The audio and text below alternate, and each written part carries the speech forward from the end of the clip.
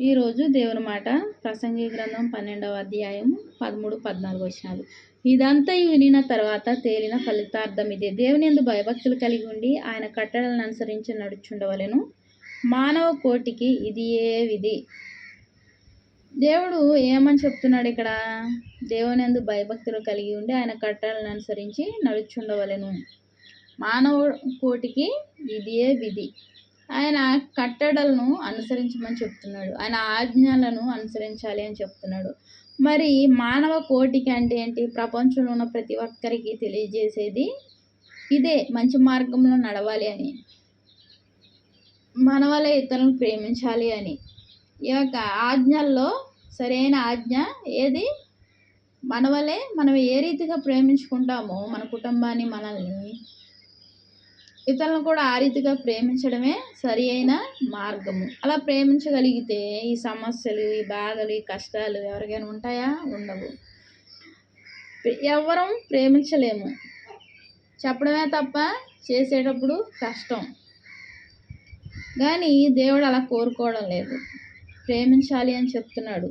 మనం కూడా ఇతరులను ప్రేమించే వారంగా ఉండాలి.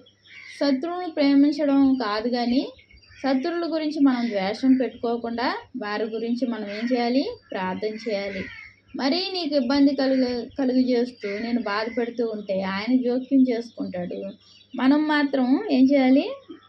ప్రార్థన చేయాలి. వారు ఇబ్బంది పెడుతూ ఉంటే వారికి దూరంగా ఉండడమే సరైన మార్గం. ప్రియమైన దేవుని మాట వింటున్న వాళ్ళారా, గూఢమైన ప్రతి అంశంను గూర్చి దేవుడు విమర్శ చేయనప్పుడు రెండవ రాకడలో ఆయన మరలా వస్తానని చెప్పాడు. వెళ్ళడం జరిగింది, మరలా నేను ఏ రీతిగా వెళ్తున్నానో మరలా ఆ రీతిగానే వస్తాను అని చెప్పాడు దేవుడు. మరలా ఆయన వచ్చినప్పుడు ఆయన మధ్యాకాశంలో విమర్శ చేయనప్పుడు ఆయన ప్రతి క్రియను అది మంచిదే కానీ చెడ్డదే కానీ తీర్పులోనికి తెచ్చును. అదేంటి? చెడ్డ వాటిని తీర్పులోకి తేవాలి, మంచివాడిని ఏంటి అంటే మంచివారి మీద చెడ్డవారి మీద కూడా ఆయన హస్తాలు ఉన్నాయి. మంచివారికి మంచి ఈవులను ఇచ్చే దేవుడుగా ఉన్నాడు. చెడ్డవారికి కూడా ఆయన యొక్క వరాలను ఇవ్వాలని ఆశపడుతున్నాడు. మరి మధ్యాకాశంలో తీర్పు తీర్చేటప్పుడు మంచివారికి ఏం జరుగుతాయి? మంచివారికి ఏమి ఇవ్వబడుతుంది అంటే ఆయన దాచి ఉంచిన కిరీటాలు ఇవ్వబడుతూ ఉంటాయి. అంత మాత్రమే కాకుండా పరలోక స్వాస్యాన్ని పొందుకోవడమే కాకుండా వారు ఎలా ఉంటారు? ఇతరులకు తీర్పు చెప్పడం జరుగుతుంది. దేవుడు అటువంటి అవకాశాన్ని అనుగ్రహిస్తాడు, కిరీటాలను అనుగ్రహిస్తాడు. వారి క్రియలు చొప్పున కిరీటాలు ఉంటాయి. అలాగా ఎన్నో బహుమానాలు ఆయన ఇచ్చే దేవుడుగా ఉన్నాడు. ఆయన గొప్ప దేవుడు. ఆయన ప్రేమించే వారిని ఏమాత్రము వదిలిపెట్టే దేవుడు కాదు.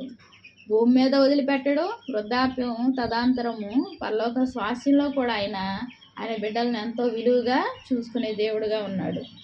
ఆయన ప్రతి క్రియను అది మంచిదే కానీ చెడ్డదే కానీ తీర్పులోని తెచ్చును. ఆయన తీర్పులోని తెచ్చినప్పుడు మన క్రియలు ఎటువంటివై ఉండాలి? మంచివై ఉండాలి. మంచి వాటికి ఉన్నాయంట, చెడ్డవాటికి ఉన్నాయంట. మరి చెడ్డవాటిని మనం పోగు చేసుకుంటూ మనము ఆ చెడు వాటికి తీర్పు పొందే వారంగా కాకుండా వాక్యం వింటున్న మనమందరము మంచి క్రియలను పోగు చేసుకుంటూ మంచి ఈవులను పొందుకునే వారంగా ఉండి ఆ పరలోక స్వాస్యంలో ఎప్పుడు మన వృద్ధాప్యం తదాంతరము ఆ పరలోక స్వాస్యంలో ఆయన ఇచ్చే అనేక బహుమానాలు పొందుకునే కృపను పొందుకొని మనం జీవించే వారంగా ఉండాలి. అటువంటి ధన్యత దేవుడు మనందరికీ అనుగ్రహించును గాక. ప్రార్థన చేసుకుందాం. మహాప్రేమ గల తండ్రి, కృపగల నాయన, నీకు ఎన్నో వందనాలు, స్తోత్రాలయ్యా. తండ్రి నాయన, నీ యందు భయభక్తులు కలిగి ఉండి ప్రభు నీ కట్టడలను అనుసరించే కృపను మా అందరికీ అనుగ్రహించండి. వాక్యం వింటున్న మమ్మల్ని అందరినీ నీ కృపలో, నీ దయలో మమ్మల్ని ఉంచండి తండ్రి నాయన. నువ్వు ప్రభు నాయన మధ్యాకాశంలో తీర్పు తీర్చేటప్పుడు తండ్రి నాయన మంచి ఈవులను పొందుకునే కృపను మాకు అనుగ్రహించండి ప్రభు. చెడ్డ క్రియలను తొలగించండి ప్రభు.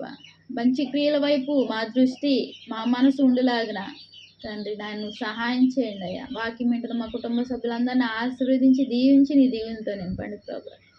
కృపగల దేవానికి ఎన్నో వందనాలు స్తోత్రాలు చెల్లించుకుంటూ నా ప్రభుని ప్రియరక్షకుడు అనే క్రీస్తు వారి నామంలో అతి వినయంగా బ్రతిమలాడి వేడుకుంటున్నాను తండ్రి. ఆమేన్. Praise the lord.